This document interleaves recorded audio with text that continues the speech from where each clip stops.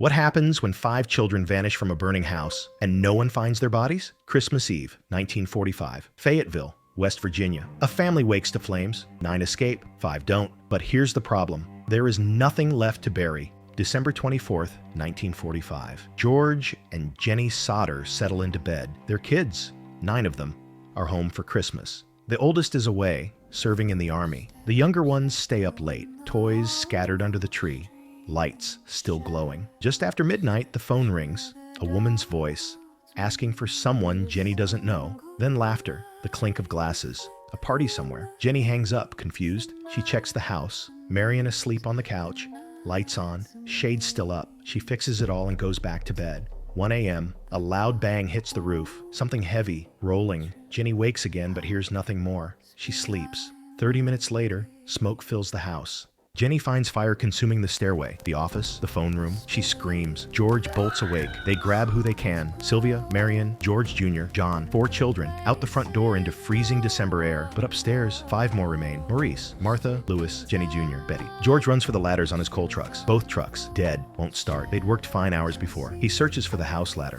always leaning right there against the wall, gone. Later, they'll find it thrown down an embankment, far from the house. A neighbor tries calling the fire department. No answer. He drives into town, searching for Fire Chief F.J. Morris himself. The house burns for 45 minutes. Frame structure, 2 stories, gone. The volunteer fire department doesn't arrive until 7 a.m., maybe 8. 6 hours after the blaze started. 6 hours after it ended. Christmas morning. The ruins still smoldering. Chief Morris walks the site. A quick look. Surface only. He tells the Sodders what he sees. Nothing. No bones, no remains, no bodies. His conclusion? Fire was so hot, it cremated 5 children completely. But cremation doesn't work like that. The Sodders will learn this later from actual experts. Crematoriums run at 1,400 to 1,800 degrees Fahrenheit for 2 to 3 hours. And even then, bone fragments always remain. Teeth, skull pieces, something. A house fire burns cooler, faster. The Sodder house was gone in under an hour. Within 24 hours, a state police inspector arrives. Faulty wiring, he says. Case closed. But the Christmas lights were still on during the fire, and an electrician had inspected the wiring earlier that year. When the Sodders installed a new appliance, he'd called it safe. 5 death certificates are issued. Cause of death: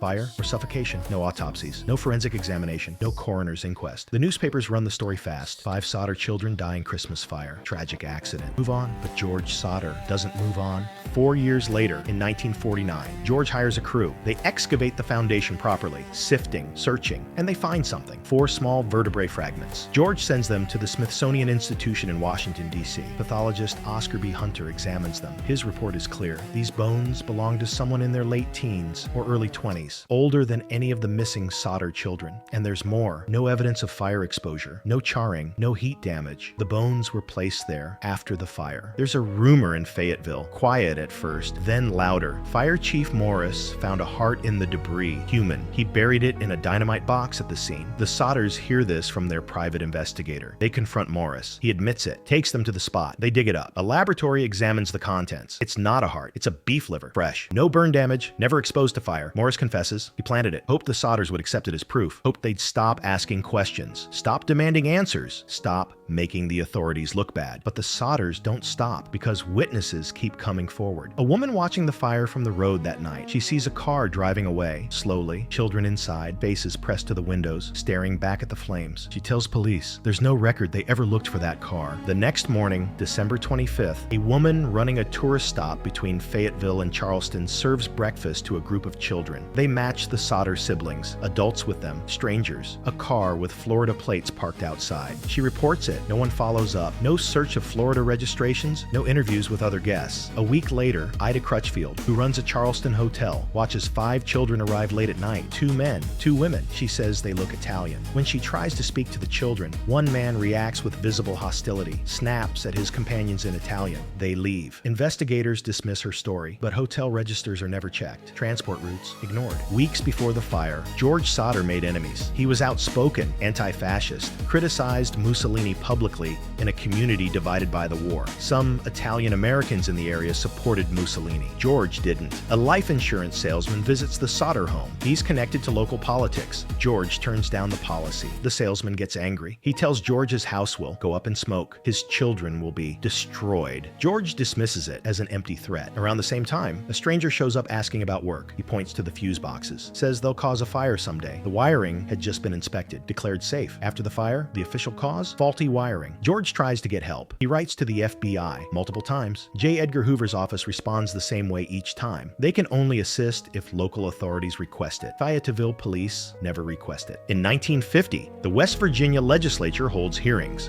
Governor O.K. L. Pattison and State Police Superintendent W.E. Burchett review the case. Their conclusion: hopeless. The case is closed at the state level. No interstate kidnapping investigation. No federal involvement. The Sodders are on their own. George and Jenny don't give up. For years, they chase leads. Every sighting, every rumor, every whisper. A private investigator named George Swain joins them. He interviews early witnesses, asks them a question no one thought to ask before. Did you smell burning flesh? Did you hear screams from upstairs? None of them did. Swain develops a theory. The children weren't killed in the fire. They were taken. A clandestine adoption ring. A baby black market. It sounds extreme, but nothing else makes sense. Years later, George sees a photograph in a New York City newspaper. A class photo. School children. One of them looks exactly like his daughter. He travels to New York, finds the girl's address, knocks on the door. The parents refuse to speak with him. They won't allow a meeting. New York authorities never open a case file, never investigate. George returns home,